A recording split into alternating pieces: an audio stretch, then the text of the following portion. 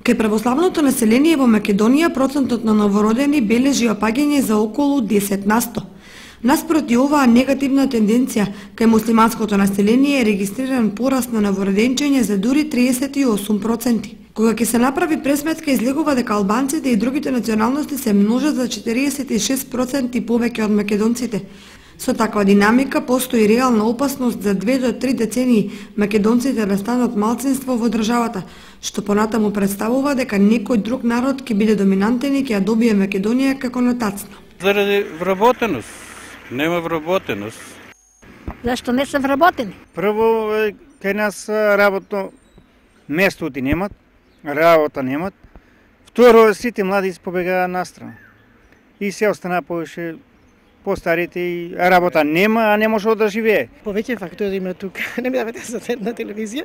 Мислам дека економијата е главен проблем за да заминуваат во Македонија, што е жално.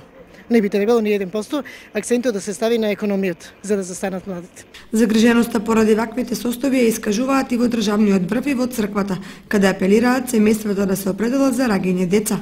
Во таа насока се и стимулативните мерки, но тие за жал најмалку ги користат македонците. Дополнителен проблем се имиграционите процеси како последица на глобализацијата и проширувањето